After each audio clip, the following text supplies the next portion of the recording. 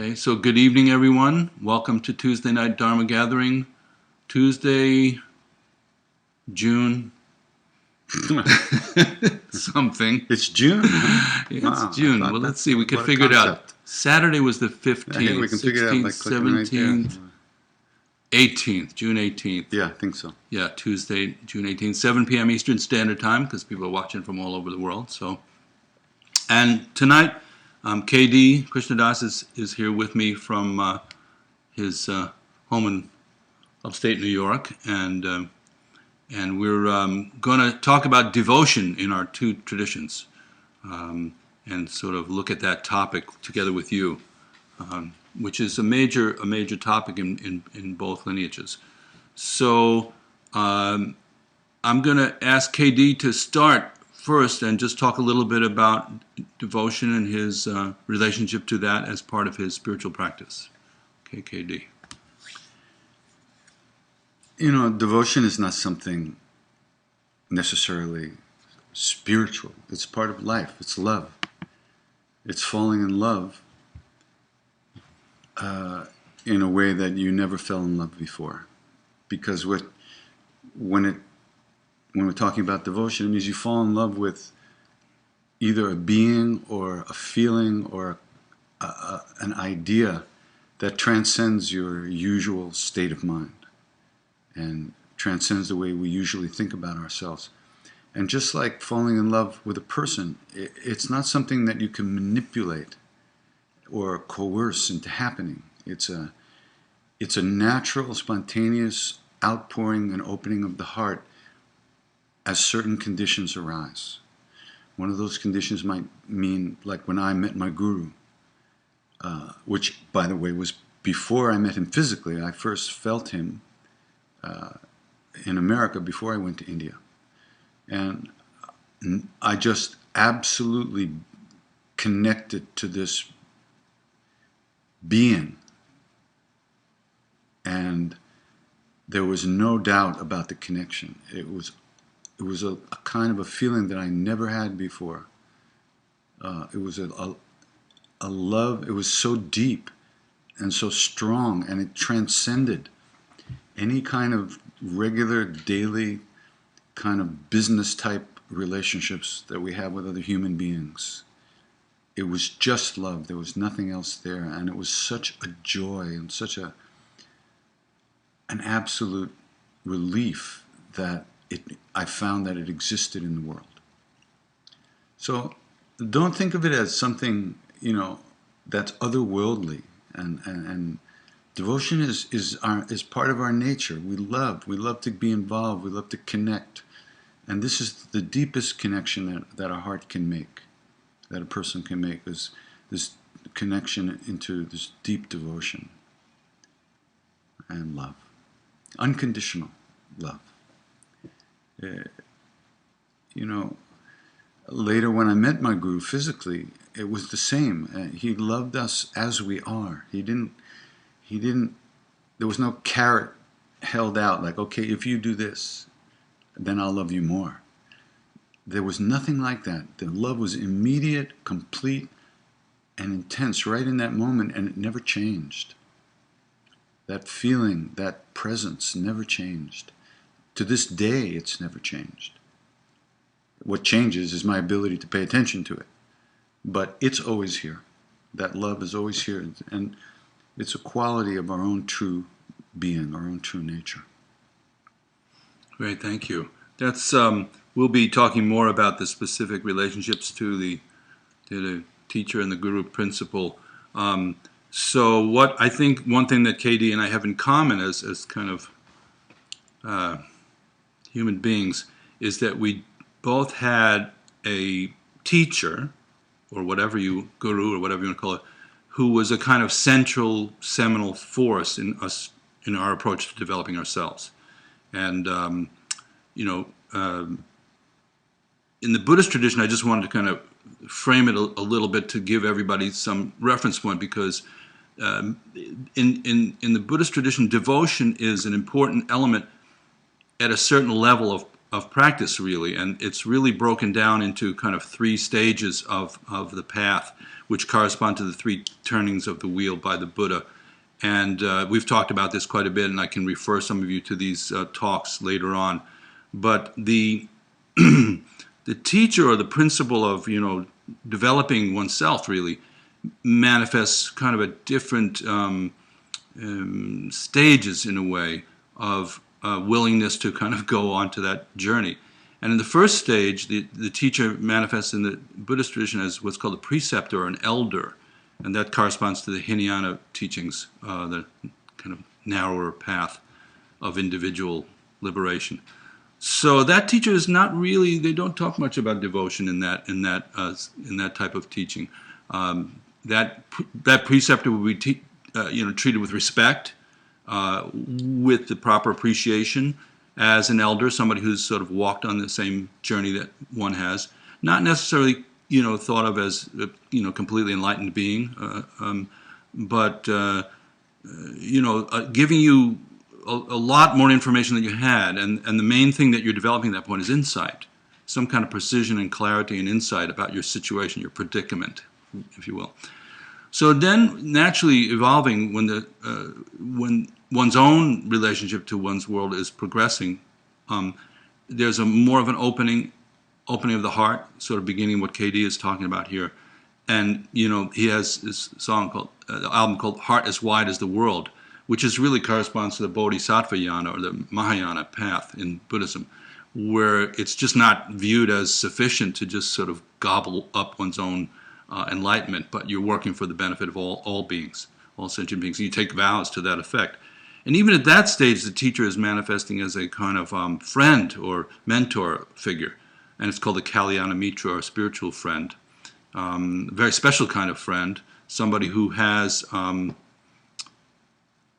is quite worthy of respect and has accomplished quite a lot, is also not necessarily considered at that point a completely, complete master or enlightened teacher. But that teacher begins to mind your business in an interesting way, and they pay. All of a sudden, it's you can't really hide out in a certain way. That teacher's starting to have what they call an eye level relationship with you, and you.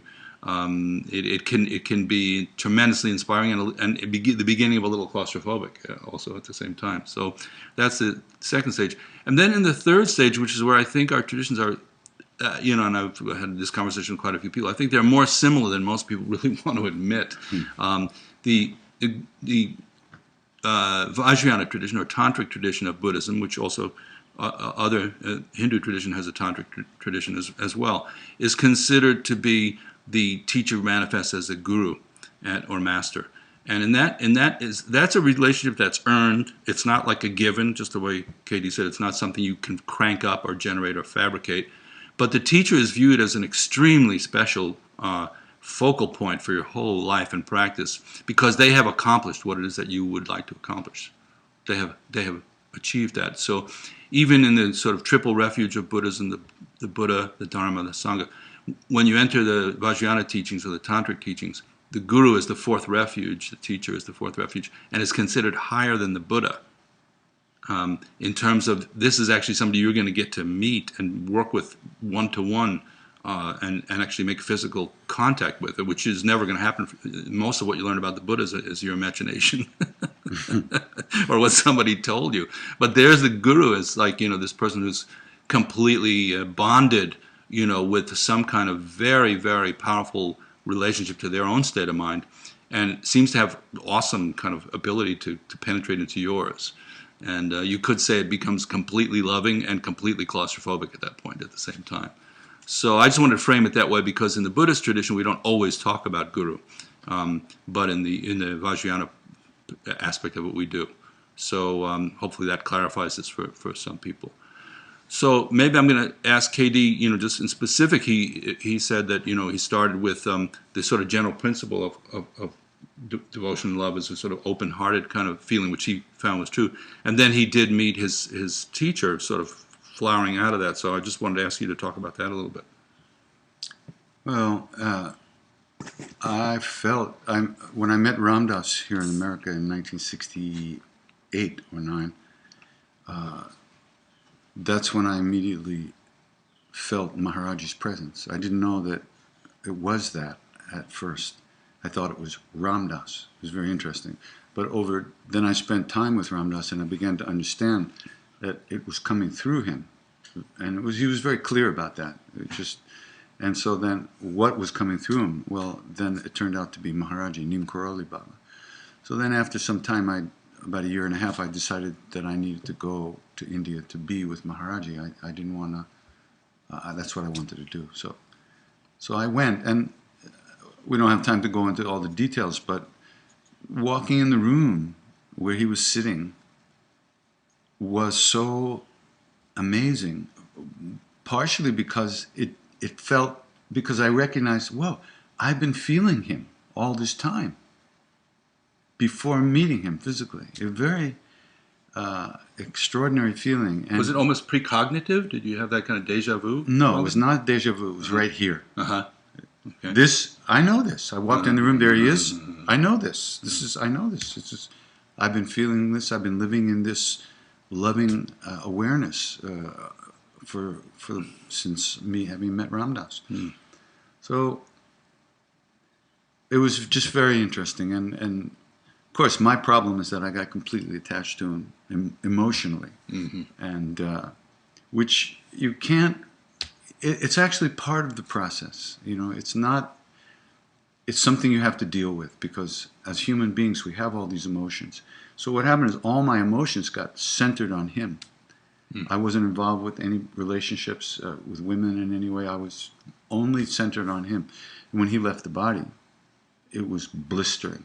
It was brutal, because everything that I wanted I only wanted to be with him. That's all I wanted to be with. And because of my attachment to his physical body, when that wasn't there, I thought, this is no longer possible. I've lost my only chance to be happy. But it took many, many, many, many, many years for me to begin to allow myself to look inside for that love, which is the real Guru. The true Guru lives inside as who you really are, not as somebody else. And so it took me a lot of suffering before I finally had enough and said, okay, I've got to look inside, or this is all over. And that's actually when I started chanting, because I had this epiphany in my room where I recognized if I did not chant with people, I would never reconnect to that presence, and I would never be able to remove the dark shadows from my own heart. It was the only thing I had to do, the only thing I could do to help myself. So could you draw a line through those? You sort of isolated a couple of different experiences. One is being with the Guru. One is finding that internal kind of Geiger counter of love and openness within oneself, and the practice of chanting, which you do very, very regularly. Yeah. So could you, in terms of devotion, how do those three tie together? What's the connection? We're lazy. We like to fall in love with people outside of us, who we think are outside of us, other human beings. And we want them to give us the love that we're looking for. And this goes for gurus, and for how we see gurus, not the way gurus see us, but how we see teachers and gurus. We want them to give us love, to pat us on the head and make us feel like good little boys and girls. So you just have to get over that, because sooner or later, everything that's manifested disappears. And what doesn't disappear is this presence that you finally contact through this love, the loving feeling. If you think it's attached to a person or a thing, it's going to go. So you have to, it's a process of first putting all your eggs in one basket and then having them crushed. Having some big elephants sit on them. And then you have to find all those eggs inside of you. You realize that those weren't the real eggs.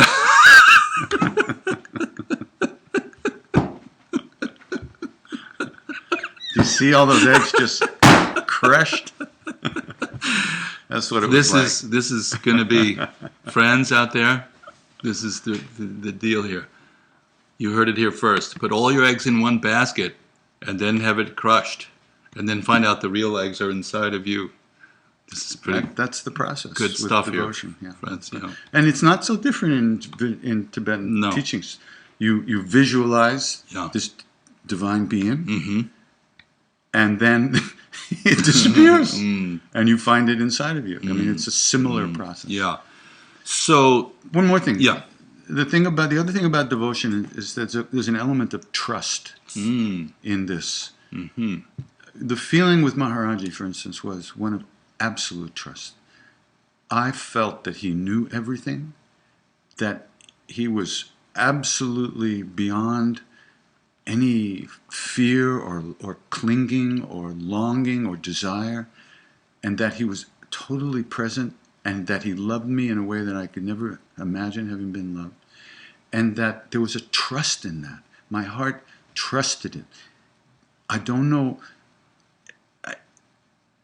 It's very hard to trust other people when we keep getting betrayed and getting hurt and getting beaten up, and our childhood we go through all these traumas with our parents and in our lives. So even though we want things from other people, we hardly trust them enough to really allow a flow to happen. Mm-hmm. But with a real guru, they have the ability to show you what it is.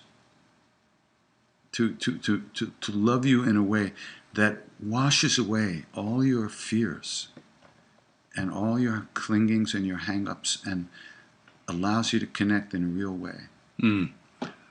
So just to somewhat compare notes on that, I think the thing that Katie and I really have in common is we met our teacher, and it was a kind of like some kind of level of clarity or certainty that this was going to be the vehicle for us for this lifetime. So when I met Trungpa Rinpoche when I was living in Boston. It's also, ironically, it was about the same time. Yeah, it was sort of in parallel universes, and a lot of the same players have shown up over these last 40 years. And so there was something in the wind, you could say, at that point. But I didn't have to go to India because Trungpa Rinpoche came to the United States, so the winds of karma took care of that. And I didn't even have to leave the town I was living in, which was Boston at the time, and going to the Berklee College of Music at the time. And I was studying yoga at the time. Those of you who know me may not believe that, but it's true. I used to be able to do full lotus in a headstand, ladies and gentlemen, in that body. Yeah, me too. So the owner of the yoga studio invited Trungpa Rinpoche to come to give a talk, and he gave a talk called Work, Sex, and Money, which is now a book that he has out from those talks. So pretty much covers everything. Well, no, it doesn't cover. I always say there's a fourth one, which is Well, no, that does cover everything. Pretty much covers Work, sex, and money. everything that you want in the world. Because it's relationships is meant by sex is not just sex, but relationships and so forth. So and he was, interestingly enough, I felt some kind of tingle in the force, there's that feeling of like, well, this could be something here. Mm-hmm. But interestingly enough, the first night the talk he gave was very spacious and kind of a little bit flat and boring. And in a way it was reflective back to me and all my expectations, because I was looking for some kind of charge at that time in my life. And so it was a very sort of kind of grounded in a way. And he also came in a business suit, which shocked me. I thought he's going to come in the robes and in the whole Tibetan thing. And he spoke Oxonian English. He'd been in England for years. And didn't seem at all interested in jazzing anybody up or conning anybody or presenting any kind of drama, zap kind of thing. And from there, when I was walking home that night, I felt like I kind of started laughing. Actually, I remember walking down the street because I felt like, up until that point, I had been pretty dupable. And I just thought, well, I met the object of my kind of Tibetan fantasy, and it was kind of ordinary in the best possible sense. But then I want to, and I'm going to pass this back to KD, as there's an intuitive ground to that kind of relationship. And when people ask, how do I find a guru? I don't know if you can say the answer to that. It's just like there's an intuitive space that you have to enter, and then you already have found it. In a way, it'll take you where you need to go. But for me, it was like I thought about him, and then I sort of registered it among all the other experiences I had. and then I went to play guitar on Cape Cod for the summer, and I had a dream about him that was so vivid and so lucid that I went the next morning and I told the two girls I was in a beautiful house on Cape Cod and just had to play a couple of gigs a night, and I went and told the girls I had to leave, and I said I've got to go. Why didn't you call me? And I called KD, and he went over and did the gig, and I went to see Rinpoche. So I think there's a kind of, and even to this day, even though my teacher's been dead for 25 years, there's a certain kind of mind space, a very intuitive space, which there's a very powerful connection with the feeling of his energy in a slightly more abstract sense than maybe somebody just being there and talking and doing stuff. And so I want to ask KD to talk a little bit about that inner space of it, but also a complete affection that these great teachers seem to have. They're very magnetic and able to magnetize you in ordinary ways. So people, in a sense, as he was saying, fall in love in a very conventional way with the teacher. They call it, in my tradition, they call it unrequited love, because you're not going to get that back in that way. I was with one Rinpoche who was doing a retreat, and someone says to him, Rinpoche, what happens when you fall in love with your guru? And he said, the guru is the one person in the world, in the universe, who's dedicated to killing you, to killing your ego. You're going to fall in love with somebody, with that person? But having said that, did you not feel... Well, of course, yeah. That this is like just a spectacularly charismatic There was nothing, Wouldn't you rather be there than... Just like love, you'd rather be there than somewhere else, right? Absolutely. For me, it was total. I really didn't want to be anywhere else. I didn't want to do anything else. I just wanted to sit there and stare at him. And that's what we did. He didn't teach formally. He didn't give lectures and that kind of stuff. So we just hung out with him all the time. Just hung out with him. And he would talk to us. He'd pet us on the head and throw fruit at us and tease us and talk to us, say things. And what happened is he allowed us, little by little, our hearts began to open in a way they had never opened before. And we were granted access into the room where unconditional love lives. We just walked in. The door was open. And we couldn't believe it, but the door was open. And so we were allowed to walk right in. And we ourselves, he would just sit there. He never changed, He was laughing, joking. We would go into that room, and then we'd start to freak out, and we'd leave. We'd actually pull ourselves out of that room.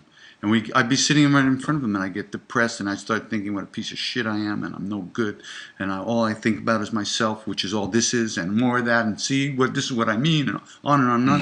And then he'd just look at you, and he'd throw a banana at you, and laugh, and then you were back in the room. Yeah. And this is how he taught. He loosened up our hearts. Right. And he kept liberating us from our own thought forms, which we were hopelessly addicted to. Well, that's of course another dimension of this that might be interesting to talk about, is the sort of space beyond what our thought process, our discursive mind, as we would say. That in some sense what we would say in the Tibetan tradition is that the guru, if it's a real guru, by the way, and not everybody who says they are necessarily is, and some people who don't say they are might be. So that's most an interesting of them point. that I find out don't say they are. Yeah, that's always a funny one. But that the guru, we would say, is stabilized, has achieved stability in the recognition of non-dual awareness. That would be like a sort of fancy way of saying it, but that their mind is settled in a different way than ours is. And I think, we're coming in and out, and most of us, when we're doing our meditation practice, we notice we're coming in and out of focus, and sometimes we're quite lost, and sometimes we come, back by paying attention to the breath or sense perception or something like that, and we feel somewhat like we're lighting in on the feeling of being present. But I think if you find a real guru, and all the ones I've seen, that they have powerfully stabilized that sensation of being very, very present. And it comes with qualities of interestingly enough, it's not neutral. It comes with a kind of warmth and a kind of sharpness and clarity, and also can sometimes be mirror-like, reflecting back. So I think the experience that KD expressed there with having when Maharaji left, and all of a sudden he sort of reflected back. Your own mind is reflected back to you. And when Trungpa Rinpoche sometimes would walk through a room and he would just have like a little exchange with somebody for 2 seconds, and then he would go, and you're going like blah, blah, blah, blah, whatever is rolling through your mind, maybe for 6 months, So he was almost in a different time continuum. Oh, definitely. Time is a whole other thing. Time, Maharaji knew the past, the present, and the future. And in fact, Hanuman is called Trikalavesham, the one who dwells in all the 3 times at the same time and beyond the times. So he was talking about the past, the future. Nobody knew what he was talking about most of the time. And he talked all the time. It was so unusual that way and so special. There was no teaching. There was no teacher up there greater than you and, holier than thou and putting on any kind of airs or pretending to be something. He was just Mr. Funky. He was just there with you, hanging out in space and in love. It was just extraordinary. I just want to say, because quite a few people have joined us since I mentioned this, but if you're watching for the first time and you want to participate, what you want to do is go open a second window in your browser and go to facebook.com/David Nichtern, and you will see there a scroll of comments that's happening. And pretty soon we're going to invite you all to generate your comments and send them in and questions, and we'll open to a more group kind of discussion. So that's how you could participate. Also, then there's a posting there of a link that you can use to see all the comments at once if you prefer. So I just want to mention that to you. If you're watching in the archives, you obviously won't be able to introduce your comments, but we'll be reading them, so you'll be able to hear at least what people are saying. So I think where we pause there for a second is the notion of time. And maybe a kind of atmosphere of some kind. This is a little more subjective to talk about, but did you have any feeling of like time shifting, the kind of feeling of... There was no time. When you were with Maharaji, there was no time. Time went by, you didn't know whether it was a minute or an hour or a day. You really didn't. You were completely, you were absorbed in the space, and you didn't know whether time was passing. You didn't know if you were hungry. It was just... It was an extraordinary experience, very unusual. And so now, since obviously he's not there to stimulate that in a very physical way for you, obviously he could take you there, he could kind of stimulate that. Do you find your practice links you with that timelessness in a way? Sure, absolutely. For instance, when I'm chanting, I don't know how much time's going on. I mean, I have an idea that I've been singing for a while, but because time is based on actually recognizing things with thought, and when you're chanting, the whole idea is anything you're thinking, you simply let go of and come back to the chanting. So anything, and that's what starts to break the hold of obsessive flow of thought that it has over us. It breaks that glue, and we start to feel some space in there where the thoughts can come. And what we love, we think about what we love. You remember when you fell in love? What else did you think about for that period of time when you're first in love with someone? You thought about them all the time. Then stuff happens in a relationship which kind of, Put you back into time. Puts you back into time. Yeah. But with Maharaji, there was nothing to put you back into time. And even now, with Maharaji, there's nothing to put you back in time. It's only my own bullshit that pulls me back into time. But he's here. That love is here. That love is in there for everyone. And when you're in that, there's no time. And then maybe we could look for a minute at the idea of, since that's sort of the guru, and devotion to the guru is representing kind of fruition, fruition stage, a fulfillment of something, kind of like that you always felt, is part of your experience, but maybe not being recognized or noticed, and that sense of openness and open-heartedness and timelessness, which probably most people relate to as some kind of heart of spiritual quote-unquote experiences, feeling of timelessness, feeling of open-heartedness, feeling of love. Those are really the hallmarks, or clarity, So, but what about the other dimension where you kind of see this being as representing, somehow the embodiment of that possibility that we all have, and now you're reflecting about yourself and you become much more aware of your own kind of kleshas and Sure. obstacles Yeah. and things like that. So how does that work in terms of devotion? People always say to me, "Oh, it must have been so great to be with him." Yes, it was, half of the time. The other half of the time, it was the worst possible experience you could have, because here you are sitting in the room with love, and it's shining on you, and you are kicking the rays away. You are fighting them. You are punching them. You are rejecting them.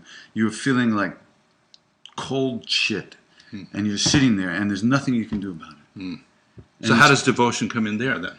Well, the thing is that you've had a taste of what that love is. You know it exists.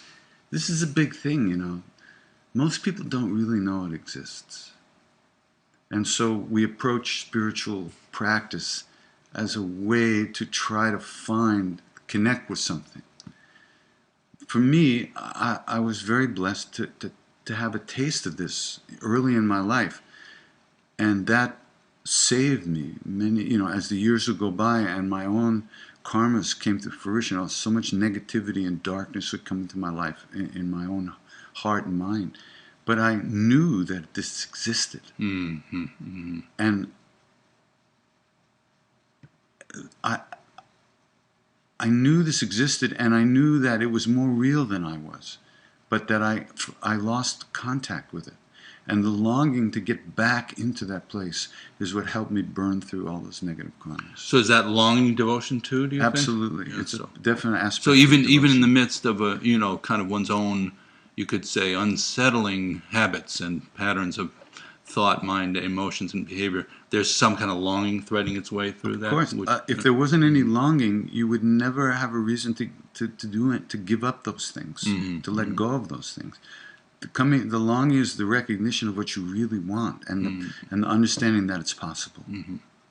So there's an aspect of, the word that makes us all nauseous, faith. Not blind faith, but faith that this actually is, and I can find that. I've tasted that.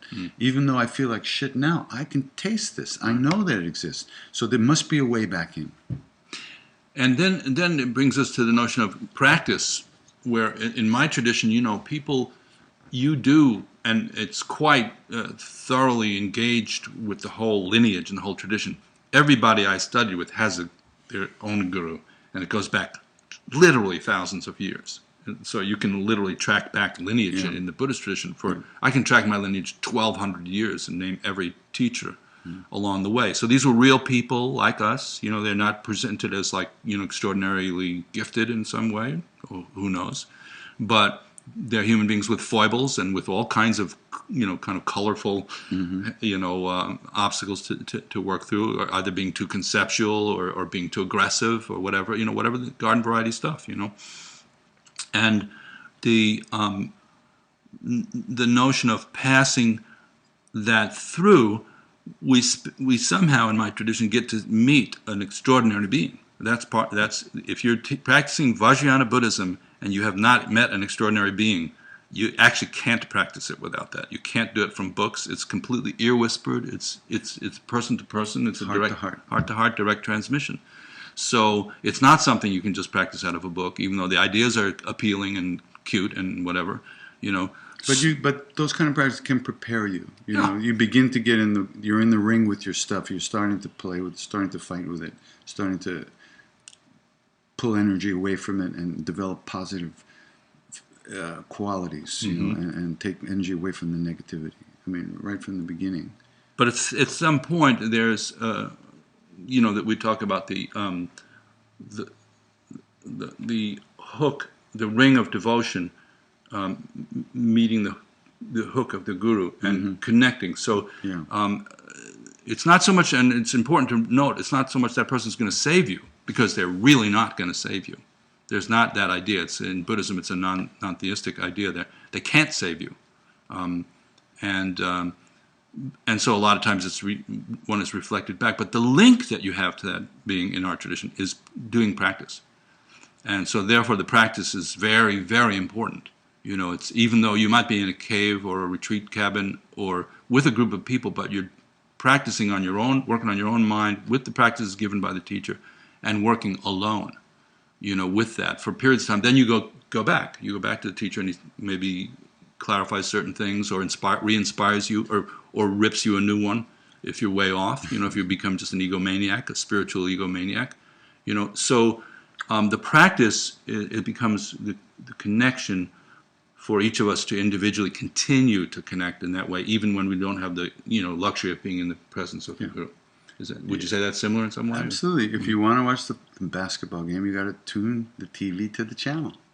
You can't just turn the television on and think you're going to be in the right place. You got to keep tuning it to watch what you want. If you want, you got to remember to look. You got to remember to what's important in life. You got to remember to let go. Otherwise, because the flow of thought and the tendencies of the mind are just, they don't end. You must get in the game and start doing some practice. There's just no other way. And by the way, friends out there, we are going to watch the game after this. And see Mr. Red for the Miami Heat. Heat. He's rooting for Miami, and I am rooting for the cooler but kind of sleeker San Antonio Spurs. Who's cooler than Dwayne Wade? Come on, don't even. Well, it just, we like to say it's all in the proof is in the pudding. Dreaming. The proof is going to be in the pudding. So we won't stay online and have that conversation. But I do want to say I see some new people come in online. So if you're joining us now, I'd like to invite everybody starting now to jump in with us and participate in this conversation. We've covered a lot of ground. You may have questions about any or all of it, or just want to, generate your own comments. Yeah, sure. We just blurted out. Now there's some questions about it. There must be, because there was no. So to do that, go to facebook.com/David Nichtern in the second window in your browser, and you'll see the stream of comments there. And if you refresh that periodically, as I'm doing now, so please do feel free now to jump in. And David in Spain. Oh no. Okay. And we'll see. Probably some of you have nudged your way in here already. Yeah, we have 41 comments already. Okay, Nina. Nina, of course, is the wonderful and famous Nina Rao, wonderful kirtan singer, and Katie's left and right hand. Left hand, right hand, middle hand. Everything. Yeah. Well, I don't know if we will say that, but so Nina is asking this. Don't know if you're taking questions, but yes, we are. Would you guys say that devotion is necessary to be in loving awareness? If yes, then if you don't have a guru in a human body, then who is one devoted to? Yeah. Good question. You want to take a shot at that?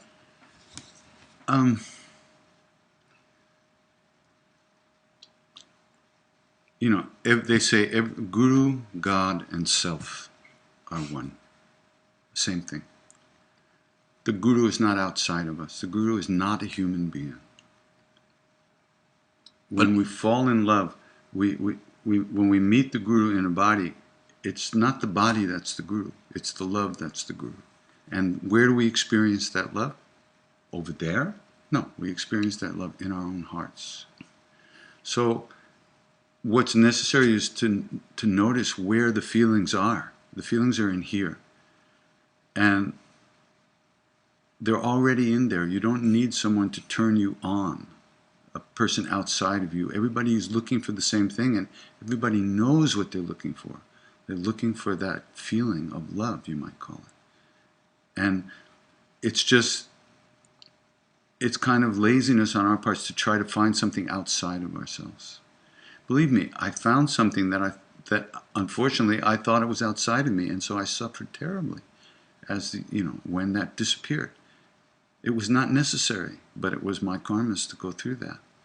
So you know what you're looking for, you know what you want. The longing is already present in you, and it's the longing that's going to lead us to finding the deeper love. And there's another dimension to her question, though, which is interesting, which is sort of a practical level, kind of relative level.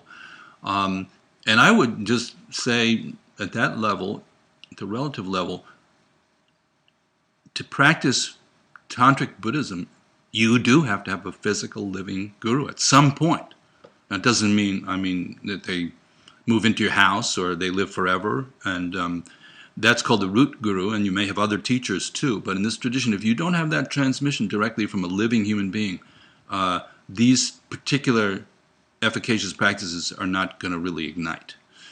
So that's formal tantric teaching, but well, I wanted to say one more thing about it, because if you go back in the tradition, what's interesting and noted by, like in the Kagyu lineage of Tibetan Buddhism, it goes right back, human being. Yeah. But then there's a little funny thing that happens, which goes back to Tilopa. Yeah, Tilopa, who nobody knows what kind of being he was. Well, no, Tilopa was a human being, Yeah. but his guru was Vajradhara, who's a Right. Sambhogakaya Buddha, who's not like an embodied human being. That's it. So I think people, that is always considered the kind of, essential element of it, is that, yeah, you're getting direct communication from the world itself in a way. So that's a kind of very special kind of transmission. And I do believe in that way that some people, for example, have that feeling about Jesus Christ, or Muhammad, great teachers that they somehow, through time and space, they can feel a very special connection with. And I don't think we're saying that can't happen. Also, a real guru who was maybe at some time in a body and is not in a body now, is not limited by that body. They know that they're not the body, and even if the body has dropped off, that doesn't mean they're not present. P.S. This love that we're looking for is already within us. So it's not a question that you may want a guru. You may think you need one, but you don't need, you need to find what's in there already. The seed, inner guru. The inner guru is already with you. Mm-hmm. So the other thing is, would you guys say that devotion is necessary to be in loving awareness? Well, I don't think it's a different thing. Devotion and loving awareness are very similar. I think they're the same names for the same thing. Different names for the same thing. Okay, Nina, we can, since we're all dear friends and hang out, we can continue that conversation where you went from.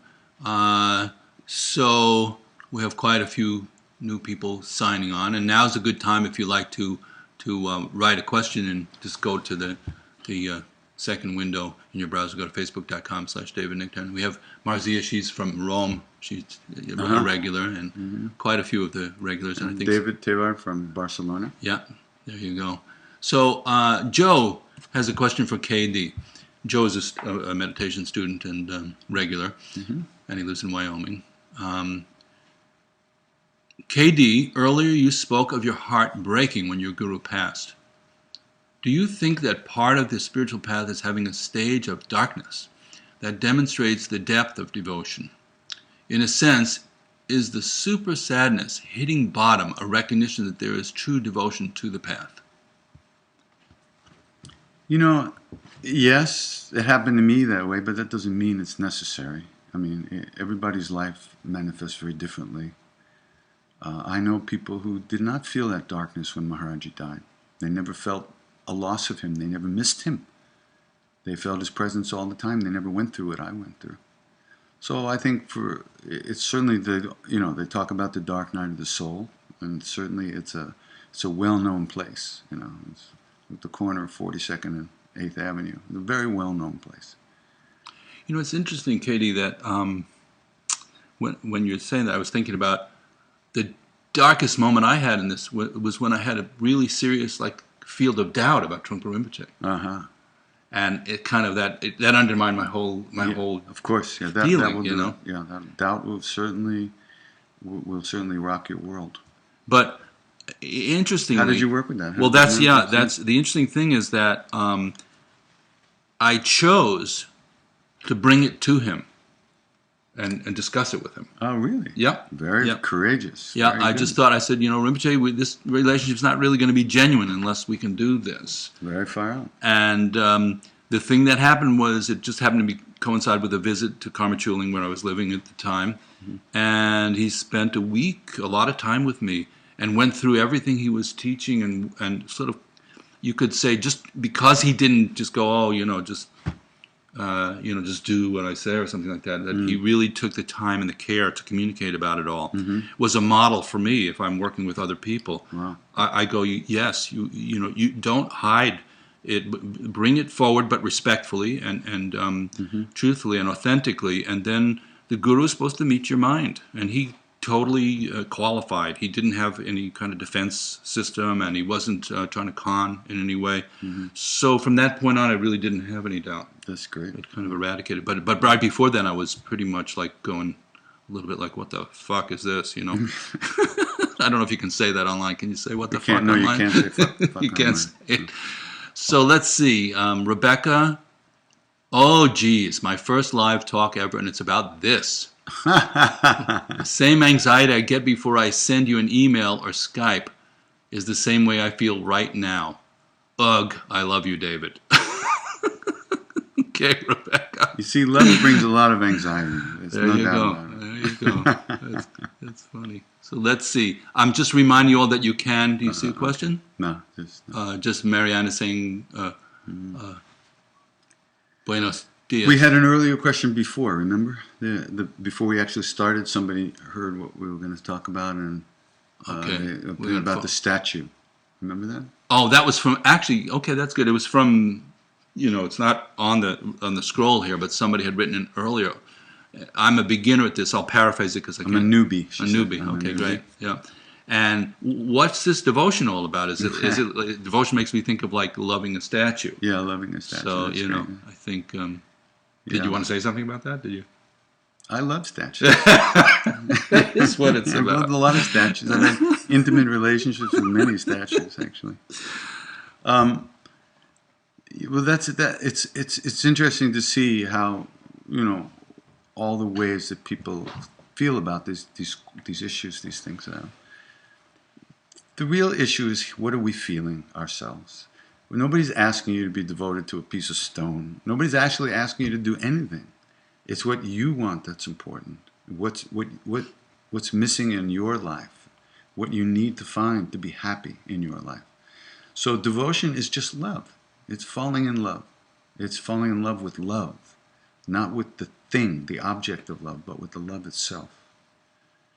And learning to live in that loving presence, which has qualities of being and presence and space and maybe we could say a statue at that point is just a representation of all the things we're talking about. Well, she's talking about India, where people, they say, do idol worship. Well, it's not idol worship like that. It's the belief is that through prayer and different practices, you can bring life. You can make an inert stone, for instance, a representative of love, so that when you worship that stone, you're not seeing the stone, you're not worshiping the stone, you're actually feeling the love in connection. So in India, they can do that because their hearts are in a very different shape than our hearts in America. We fight love. There's so much distrust and so much fear but in India they give their hearts very easily in a way, and that's a plus and a minus on some ways too. So, but it isn't about worshiping stones or statues. It has nothing to do with that. Let's see. There's this one from Patrick. Patrick is writing in. I am wondering about how to connect with the Guru. In our tradition, which, boy, it'd be nice to know what that is, but it doesn't really matter. We have a teacher, the head of our lineage, but I haven't felt much connection with him, despite having been in his presence and heard his teachings many times. I continue to study his teachings and others in the lineage, but wonder if I'm missing something by not having that connection. It's kind of interesting. Interesting. Yeah, I mean, I have a friend who keeps telling me about this boyfriend that she's so in love with, but every time she talks about it, she doesn't have anything really compelling to say about him. And I'm going like, what exactly are you pursuing there? So I think, there's this interesting mixture of what we call prajna, or insight, clarity and discriminating awareness, and just open-heartedness, or, kind of thing we're talking about tonight. And something must be getting fed, or one would begin to think like, what am I doing here? So either there's some clarity developing, there's some insight developing, there's some open-heartedness developing. There are some qualities that you want to develop that are developing. Otherwise, I couldn't answer your question. The real connection is not where you think it is. It's not in your thoughts. It's an intuitive feeling. And so it might be you're looking in the wrong place for it. That you're looking, your bandwidth isn't wide enough to feel it. And it also may mean that you're just not feeling connected. That doesn't mean the teachings aren't going to be useful for you, by the way, because any practice you do is useful and helpful and plants seeds of more openness and more connectedness in the future. So you just have to see it. It's obvious from your question that you are missing something. But on the other hand, don't have some fantasy about that the spiritual path is supposed to be, like, I'm always in love, it's so wonderful, it always feels so great, I'm so connected. It's not like that. It's not like that. It's much deeper than that.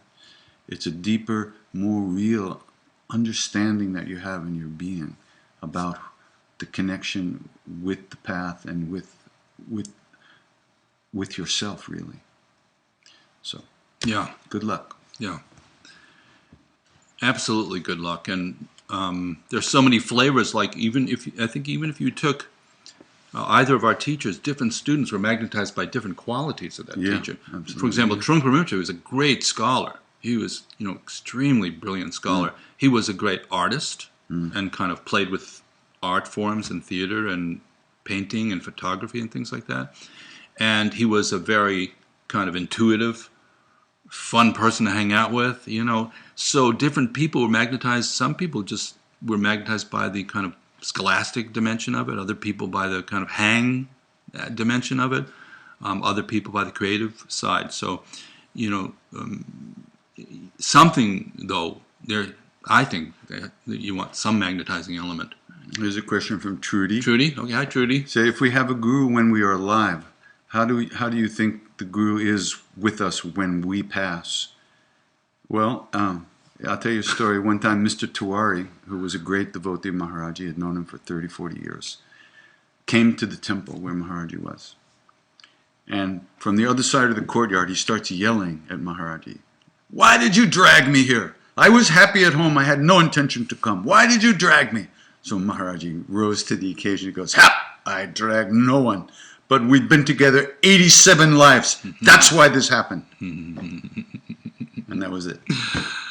So the guru is not a physical body. The guru is your own true nature. That doesn't die. That's not born. It's always who you really are.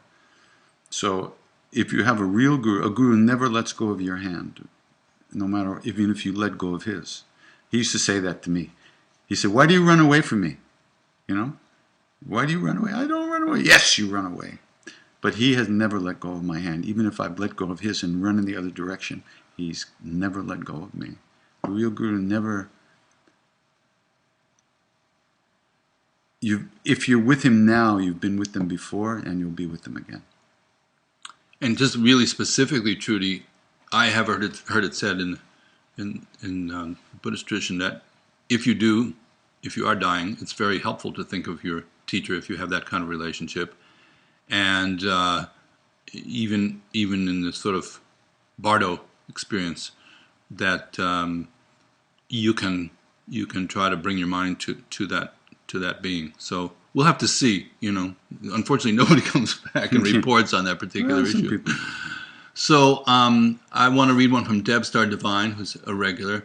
Hi, KD. I have to say you have one of the most beautiful, most moving voices I have ever heard. Thank you. What role does devotion play in your singing?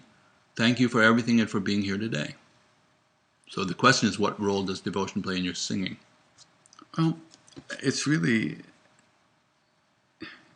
juice of the singing itself, the practice of chanting is to simply chant.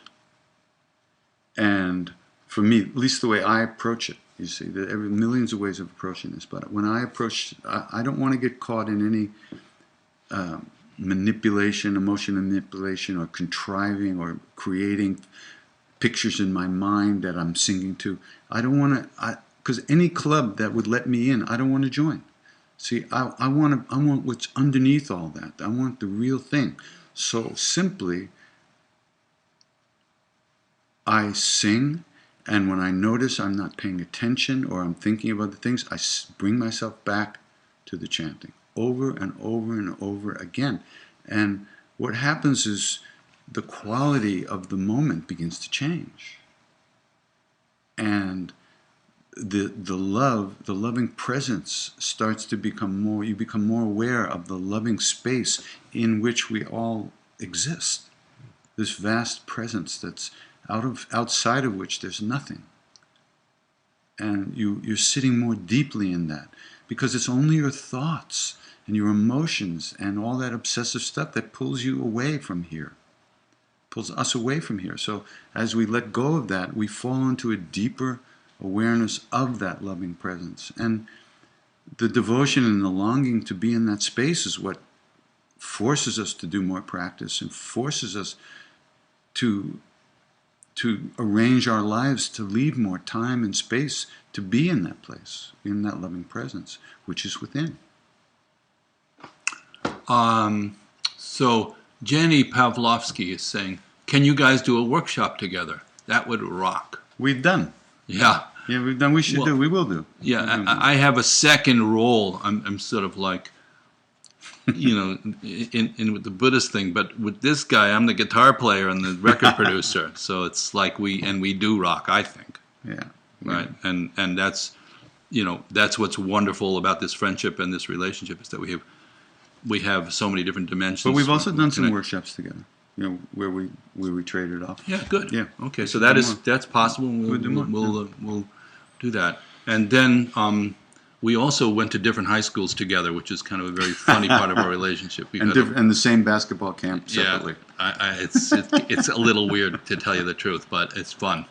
Hey, there's Claudia. Hi, Claudia. Where's Claudia? There she is. Hey, right Claudia. there. KD, do you think you've found a way to love all beings the way that Baba loved all? You know, if he wants me to. Oh, it just started raining just right then. Started raining. When there's a line in the Bhagavad Gita. He said, when he who sees me in all and all in me never leaves me and I never leave him, this is the highest yogi. So, you know, on the path of love is very interesting. In other words, I want to find Maharaji, right? That's who I love. And I know that he lives in everybody as their true nature. So my job is to get in there and peel away who I think they are and who they think they are, so I can find him there, here. That's one way of saying it. And whether I'll ever be successful at that, you know, God knows.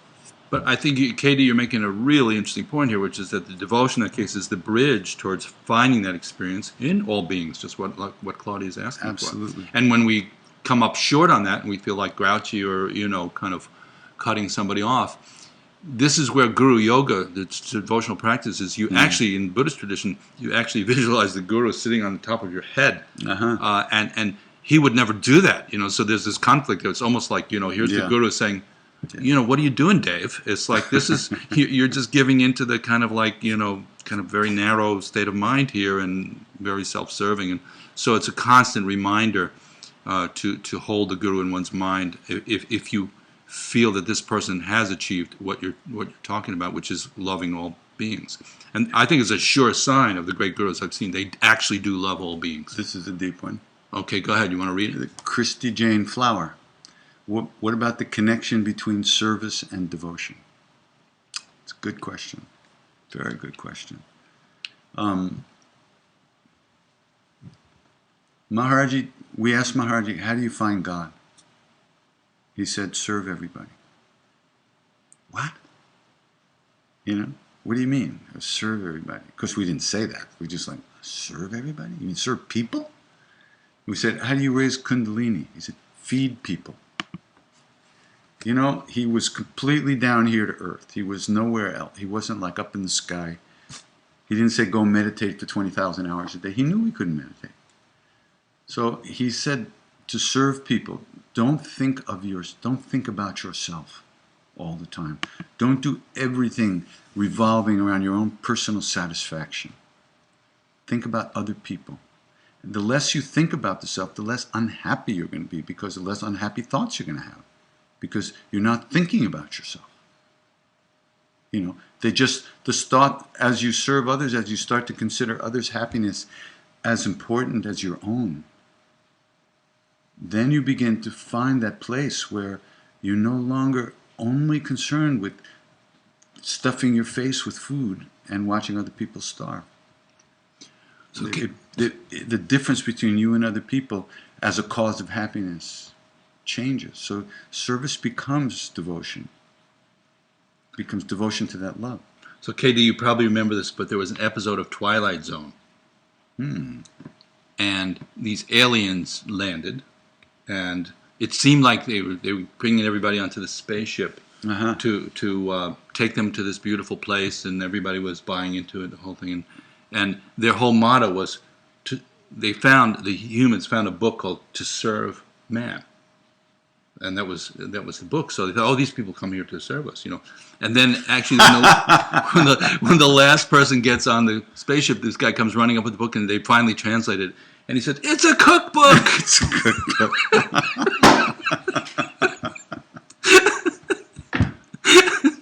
That's great. So, you know, That's great. I guess, you know, service is has its good aspects and its maybe, you know, other dimensions. And I think, you know, one thing we said is, you know, if you're too eager to serve people, sometimes that also has a weird twist to it, you know. You know what I mean? By helping others, by serving others, you're not hurting. You can't be hurting yourself. That's one dimension for sure. You cannot hurt yourself. Because the Buddha said, if there's one person in the whole universe that's worthy of your love and affection, it's yourself. With Westerners, you see, we're so neurotic. Our neurosis immediately, go back to that. Yeah. Our neurosis immediately takes over the words of the practice, but twists it so that we're using the practice to hurt ourselves. Well, and then there's also the notion of sometimes we think we're serving people, but we're actually sort of creating codependent kind of energy. So that's something also. That's what Trungpa used to call idiot compassion. So all these things are great. But genuine service is a beautiful thing to see. Sure. And definitely part of the devotional model. Let's see. Anna, you want to say hello to Anna? Anna, hi. We're both saying hello to you, Anna. I think Lalita's there too. Hey. Great. Really? Yeah, she's in LA. Okay. Oh, hey. A lot of friends online. Nice to see all of you. Maybe we have time for one more question, then we'll wrap it up. So let's see. Tell me if you see one that looks particularly juicy, KD.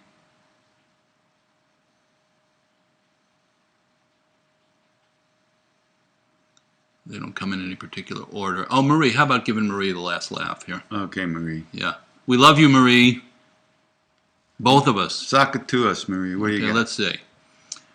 A little off topic. Oops. There it is. A little off topic, but oh, you devoted guys. When will you two give us a workshop? We're giving it right now. Yeah, this is it. So interesting and helpful. Hare Krishna Buddha. Okay. Well, that wasn't a question, so we love you. We appreciate you saying that, and that's nice of you to say. And then let's see if there's one we haven't. There's a bunch of them that are not questions, so let's see if there's one more question that we can take, and then we'll wrap it up. So Jesse has a question there. Oh, this is a good one too. This would be a good one to end on. Oh, there's no quick answers to this. Yeah, but we'll take a shot. So it's Jesse is saying, good evening, DN and KD. The role of grace seems to have played a big role in your spiritual life, as it does for most. Looking back, can you comment on how grace has brought you here?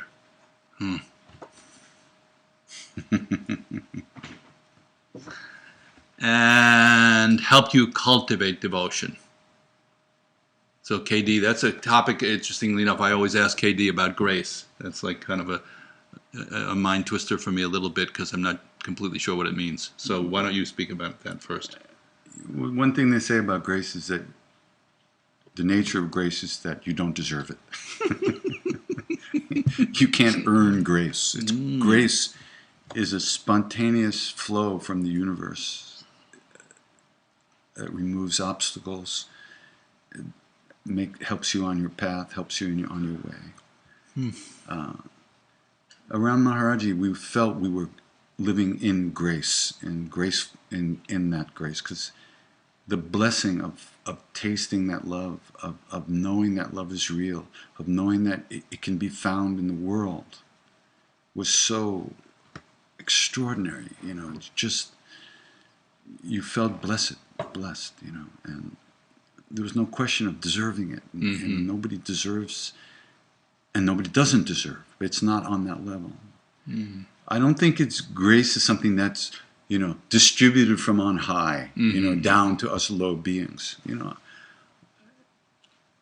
Grace, I think the universe is in a state of grace. But just like we have Buddha nature within us and we're not aware of it, I think the universe may also have a lot of pollution and not be aware of the graceful aspect of itself. So those are moments when that pops up and things change, your perspective changes, and you get a new way of seeing things, or you know something intuitively that you didn't know before. It just came to you, and it changes the way you approach your life, or your practice, or the way you see yourself or other people. If you want to know the bottom line truth, I haven't done anything. In the way I see it, you might think I'm doing something, but the way I see it, Maharaji's singing, Maharaji's dragging my carcass around, I open my mouth and his voice comes out. This is the way I see it. I don't take any of this personally. I mean, no, of course I'm not a finished being, so there's parts of me that still have plenty of ego. But as far as what people feel when I sing, it's all him. It's 100% him. And that's the beauty of it. And this is grace. And the fact that I can even just appear to play this role is his grace and his blessings and his love and compassion on all beings and anyone who comes in contact with it. So maybe just want to add one thought to that, which is, I'm not a...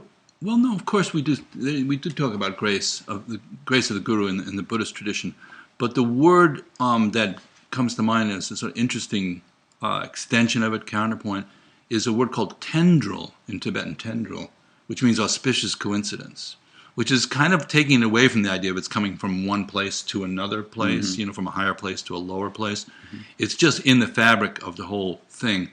And there's no doubt, in my experience, that when the Guru energy is present, and of course that is very strong when the actual physical teacher is present, that the incidence or the atmosphere of mood of tendril goes way up. And if you're around a being like Karmapa or Kensei Rinpoche or Trungpa Rinpoche, something like that, it's almost like you're living in a pregnant atmosphere that's charged with coincidence, which negative situations, seemingly, quote unquote, are full of kind of potentiality and meaning and opportunities to learn something, and the whole thing's accelerated. And certainly connections are made, and there's a feeling of being of sacred world and appreciation. I think we can draw grace towards us with the intensity of longing. I mean, really. Well, that really answers the question. Open ourselves to our longing to be in that presence, to be in that love, to feel that love, to know. And the more you get in contact with that longing and that need, that spiritual need and that spiritual hunger, the more you draw that to you. And in my life, in the darkest moment of my life, Maharaji came and changed everything. He changed everything. He changed everything. He changed the way I saw myself, the way I experienced myself, the way I experienced the world, the way I experienced chanting, what I was doing, and made it possible for me to continue because I had quit. I had walked away from chanting after about 9 months because I knew I wasn't pure enough to do it the right way. And I went to India and I said, I'm talking to him inside. This is, 20 years after he left the body. I said, you have to change this. There's something in my heart. You must change this. Only you can do this. I can't do it. And if you don't do it, there's no way I can go on singing. I mean, this is how crazy I am. I'm sorry. That's me. And he did. He did. He did it. He changed it. He did something. He showed me the way things are. And I had nothing to fight after that. It's like, oh, okay. It really is that way. Okay, fine. You are doing all this. It has nothing to do with me. So that's the way it looks to me. And yeah, so. Good note to end on. Good note to end on. So, I think it's a Q flat. Q flat. It's a C sharp and B natural. It's a B diminished. So, ladies and gentlemen, it was a great honor and privilege for us to spend this virtual time with you. Hi, Marie in Texas. And thank you all for tuning in. As usual, the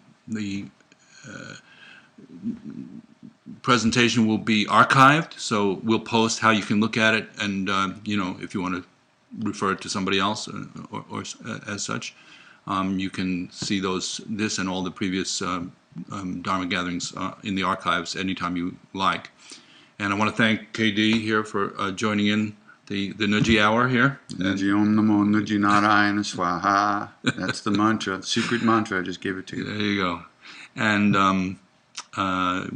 we both want to urge you to keep your heart in good shape and don't give up. Don't give up.